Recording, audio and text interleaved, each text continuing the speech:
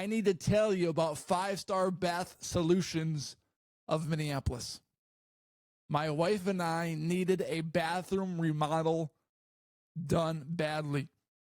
Our bathroom was disgusting. But here's the deal. We didn't want to wait 6 weeks. We didn't all want to stuff into our downstairs bathroom where we had to pile up and pile in. We didn't want to have to stop using an area of our house that we literally use every day for 6 weeks. So then we found 5-Star Bath Solutions of Minneapolis. And they remodeled our full bathroom in 48 hours. And it is updated. It is modern. Take a look for yourself if you're watching on YouTube.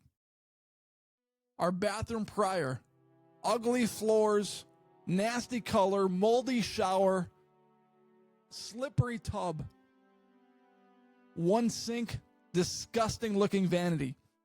And voila, 48 hours later, new floor, new bathtub, new shower surround, a double sink, and a new vanity. Sure, it was an investment, but when you put something into your kitchen or your bathroom, you get that money back. And we got our bathroom back in 48 hours. 5-Star Bath Solutions of Minneapolis will get the job done right, and will get the job done fast. There's really no other better option. 5-Star Bath Solutions of Minneapolis. Check them out today. Get a free consultation and be a happy customer like my wife and I are today. We love it. You will love yours too. Welcome into the show today. Thank you for making this podcast a part of your day, your night, your morning. Whenever you are watching or listening, wherever you are watching or listening, thank you for making this podcast a part of your day. The Minnesota Timberwolves just annihilated the Los Angeles Lakers in Game 1, winning 117-95 in Game 1. Nobody predicted the Timberwolves to win this series. ESPN experts, 10 of them were asked. All 10 of them predicted the Los Angeles Lakers to win this ballgame and win this series. And they still might win this series. But following Game 1, this series is going to be way more competitive than anybody from the national media thought. And a lot of people wanted the Nuggets in the playoffs.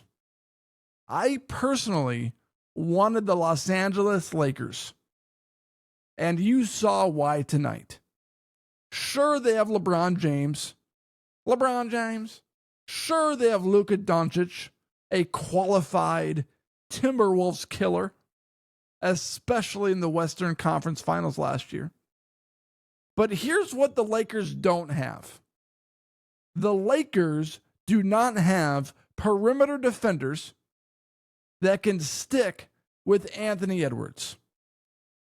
All night long, what you saw was Anthony Edwards breaking down the Lakers' defense and finding Timberwolves shooters who happened to be red hot. And also, unlike last year, when the Timberwolves lost to the Dallas Mavericks in 5 games, the Los Angeles Lakers traded their best rim protector for Luka Doncic. So when Edwards and Randall and McDaniels and Gobert and DiVincenzo and Nickeil Alexander-Walker, when these guys got to the rim, they were not faced with the best rim protectors in the NBA. And yes, the Timberwolves shot an incredible 21 for 42 from the three-point line, which will not happen again in this series. Very unlikely.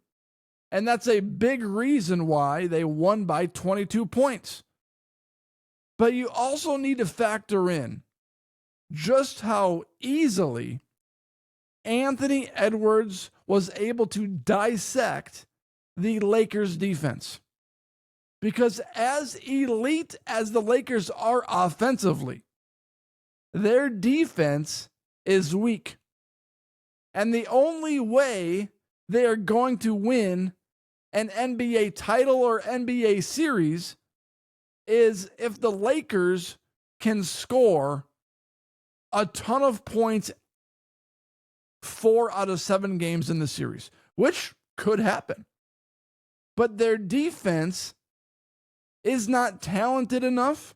It is not quick enough. I mean, look at their starting lineup. Luka Doncic should literally be wearing one of those triangles that go behind tractors because he is a slow-moving vehicle.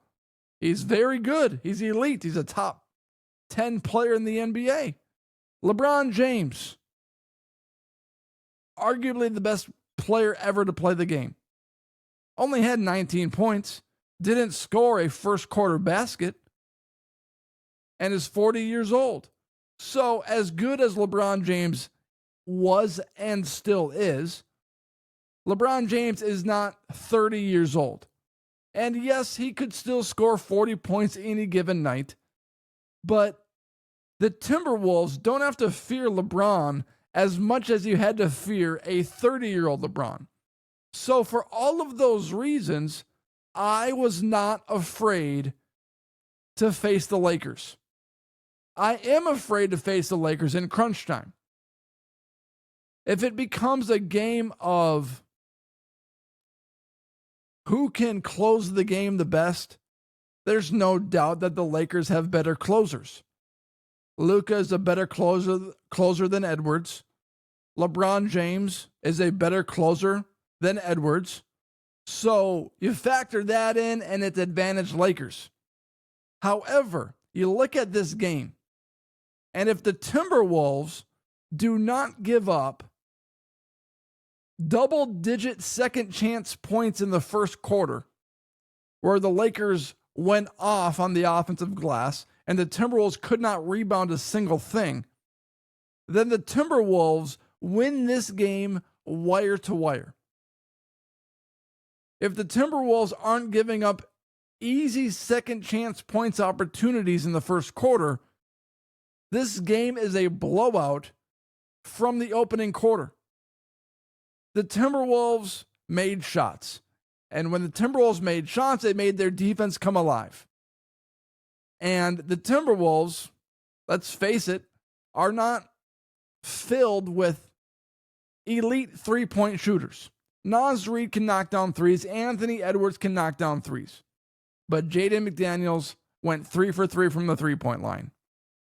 Julius Randle went 4 for 6 from the three-point line. Mike Conley went 2 for 3 from the three-point line. Even Anthony Edwards, 4 for 9 from the three-point line.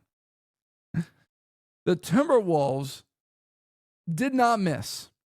And you can expect a more competitive game in game 2 just because the Timberwolves are not going to shoot 50% from the three-point line. A couple of things that I want to talk about and get off my chest.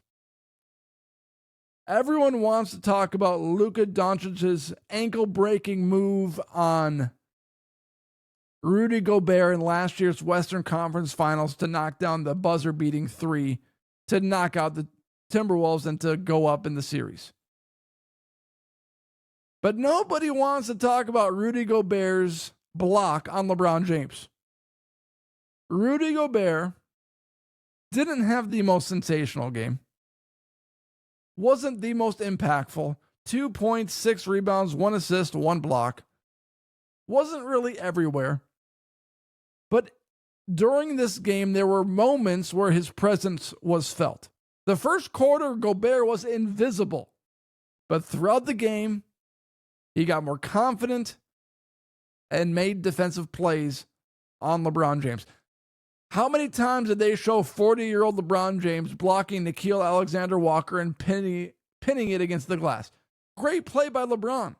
How many times did they show Rudy Gobert, 7 foot one of them, defending LeBron James and blocking his shot against the glass?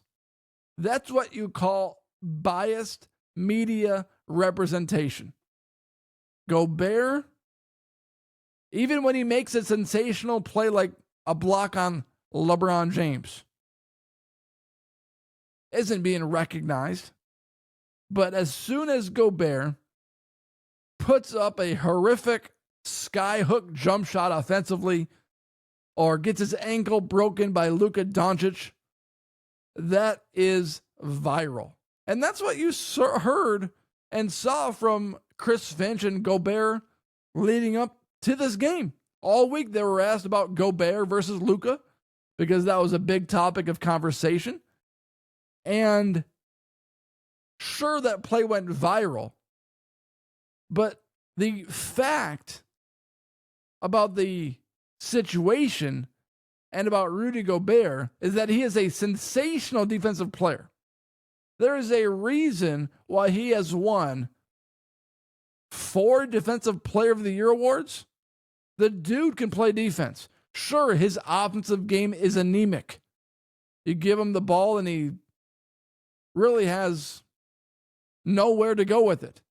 That's why he's only a guy that can catch lobs and dunk it. You can't give him the ball in the block and expect him to make a play offensively. When he knocked down that shot against Jokic last year, he won the lottery because that was probably the most unlikeliest shot to ever go in NBA history. However, his impact is felt defensively, and that's what he's known for. And in this game, he was quiet in the first quarter when the Lakers got so many second chance points opportunities and converted them.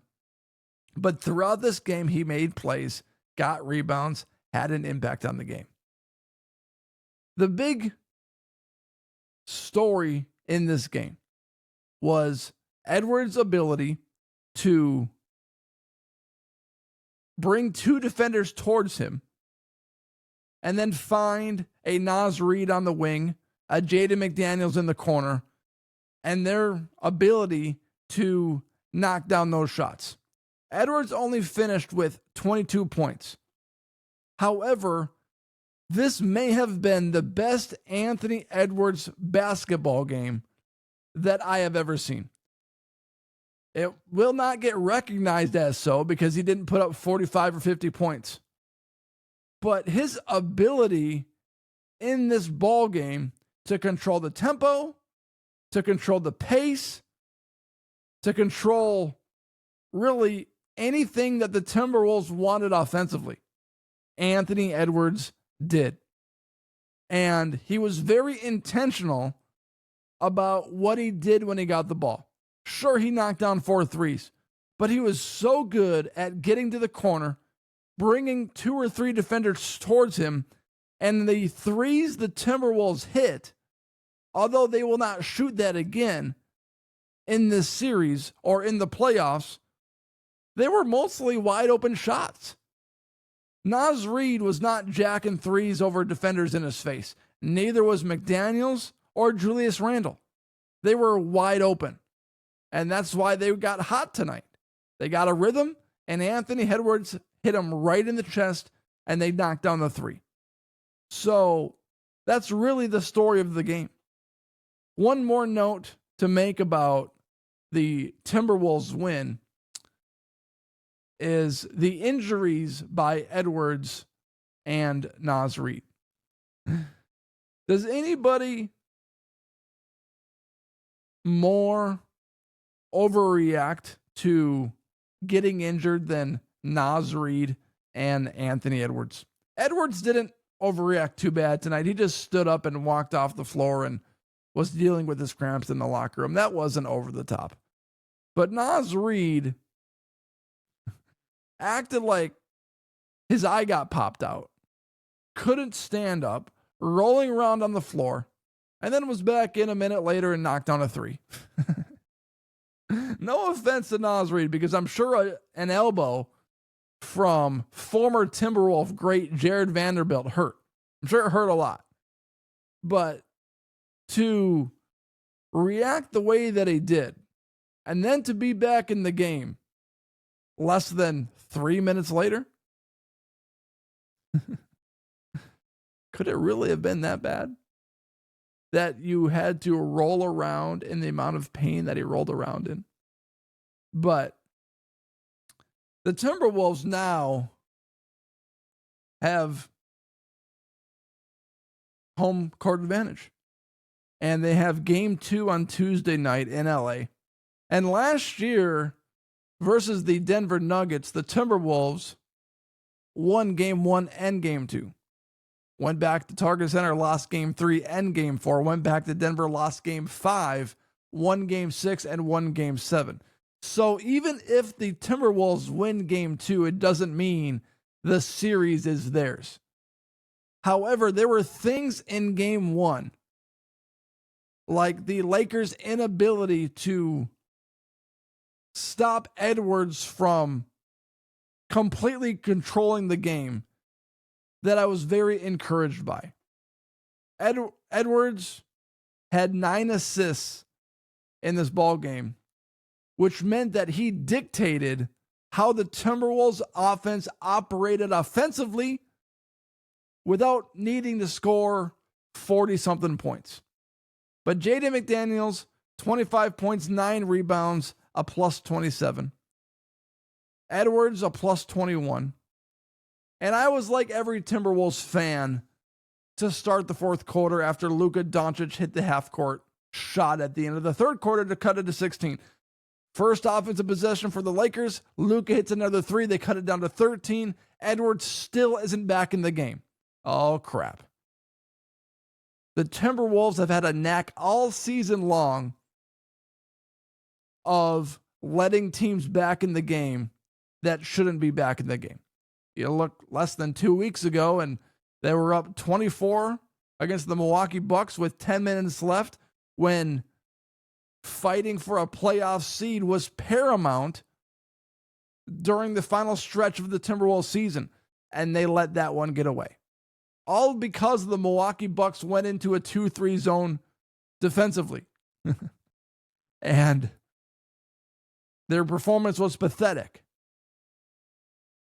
So when the Lakers started going on a run late in that third quarter, early fourth quarter, every Timberwolves fan was scared and worried and concerned. A 13-point lead felt like a 1-point game.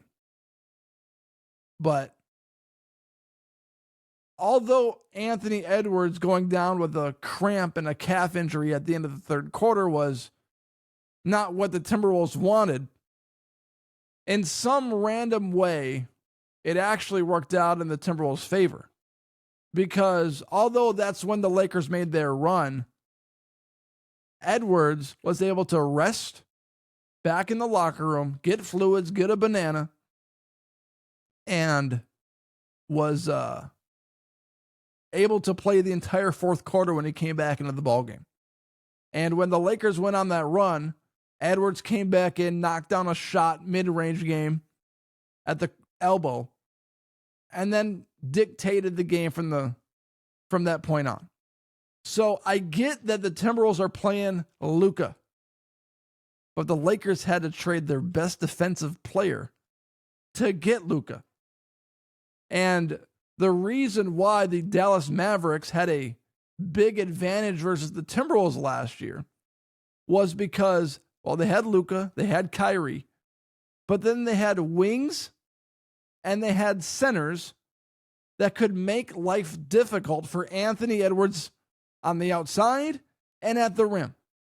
And the Lakers don't have any of that. So I'm not saying the Timberwolves are going to sweep the Lakers because that's unlikely. And the Lakers do have guys that can score. Austin Reeves can score, Luka can score, LeBron can score.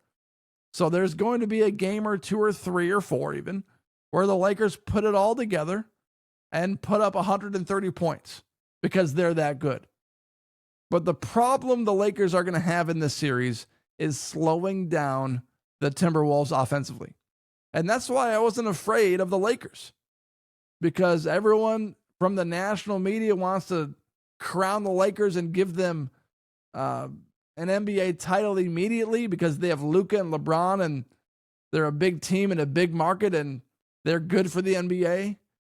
But defensively, they don't have what it takes to go all the way to the finals or to maybe even beat the Timberwolves. So look out for that as this series progresses, because that's going to be the storyline, is how much can the Lakers slow down the Timberwolves offensively? The Lakers didn't shoot the three-point ball terribly. They were 15 for 41, which is probably NBA average. And the Timberwolves shot it outrageously well. But the Timberwolves destroy the Lakers 117-95. And here we go. Game 2 in LA on Tuesday night. Thank you for watching this episode and for making this podcast part of your day. Hit that subscribe button wherever you're watching or listening. Remember to contact 5 Star Bath Solutions of Minneapolis and get your bathroom remodel done right and done quick. Thank you for watching and for making this podcast part of your day. Go Wolves.